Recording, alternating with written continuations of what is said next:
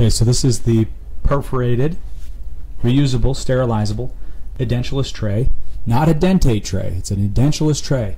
This one I'm putting in is a little bit smaller. What I want to provide is about about a quarter of an inch or about 5 millimeters, half a centimeter extra space between the patient's maxillary jaw and the tray. Now putting water in first, this can be deionized, distilled water, but based on the manufacturer's recommendations, that green spatula I just showed you, it's flat on one end, it'll be bad. This one I'm opening up right now has a rounded edge on both sides, which makes it easier to triturate. You can see it's sterilized.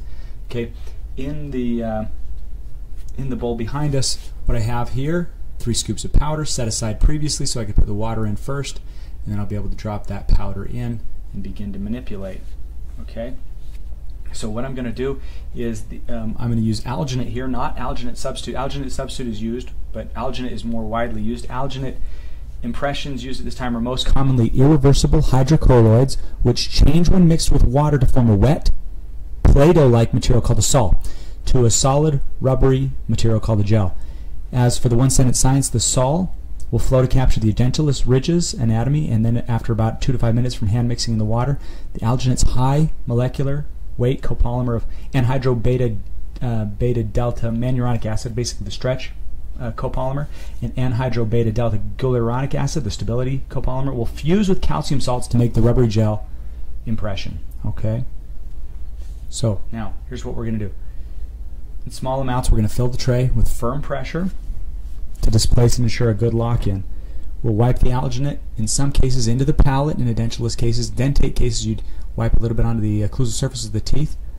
We're just going to add a little bit extra to the peripheral area. Okay. Then I'm going to take it to the patient's mouth. Patients will usually tense up. Look how tight those muscles are. You'll never get the material in there, barely get the air out. So I've lifted up to let all the air out, and I'm wiping on either side. I'm wiping on the premaxilla.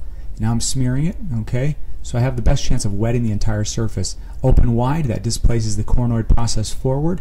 Close into the middle of Poselt's diagram, giving us more range of motion, forward and back. That's going to move more of the coronoid process, tonsillar pillars around. Now we're shaping the buccal frenums, vestibules, labial frenum, vestibules, the fornix area. All of that is now being captured arbitrarily within 1 minute while this is setting. Okay, so that's the clinical technique. This material can be manipulated with different temperatures to accelerate the rate of reaction. I don't recommend the use of minimal amounts of water. I would rather people just find a viscous irreversible hydrocolloid like this one here by Zhermack. This is Hydrogum 5. Geltrate is a little bit less viscous. Here's the final impression. You can see there is a PPS. Don't be distracted by that. What I want to show you is a good peripheral seal all the way around. Okay, we've got a good solid impression. There is a little bit of a notch on the back. Keep in mind this is for a custom tray, and the custom tray is going to be cut back by about 4 to 5 millimeters. That bubble on the left is not going to affect that because it's going to be cut away, but you can see a good solid seal everywhere. The PPS was designed there. We're going to do it again in the second impression, but designed here to tell the laboratory how far to bring back the impression. That's everything on the technique and the materials used.